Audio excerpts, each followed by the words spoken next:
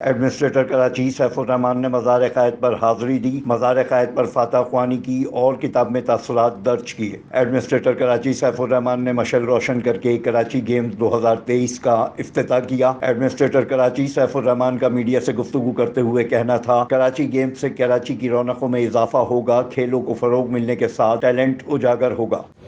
کا انتقال ہوا، 21 سال اس کی عمر تھی۔ اس پہ ظاہر طبعی موت اس کی ہے، لیکن ضرور آپ کی بات یہ صحیح ہے کہ اس کو پراپر جواب ہونا چاہیے کہ کیا وجہ ہے تمام چیزوں کی۔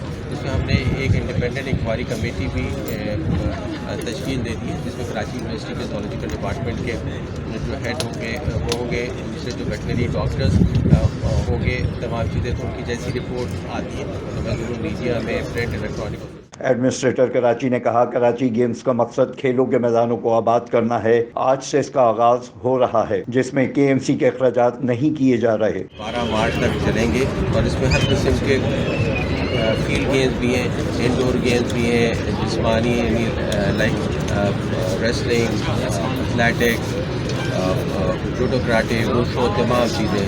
تو میں کراچی والوں کو مبارکباد پیش کرتا ہوں، کراچی کے تمام شہریوں کو، بندی عظمہ کراچی کو مبارکباد پیش کرتا ہوں، حکومت سندھ کو مبارکباد پیش کرتا ہوں کہ کراچی شہر میں اس قدر شاندار کھیلوں کا میلہ سجا۔ کراچی گیمز 10 روز تک جاری رہیں گے، جس میں squash, volleyball, table tennis, judo karate سمیت مختلف گیمز شامل ہیں۔ اس موقع پر ڈائریکٹرز، ڈپٹی ڈائریکٹرز اور اسٹاف KMC اور کھلاڑیوں کی بڑی تعداد موجود تھی۔ Afzal Khan, C110 news, Karachi.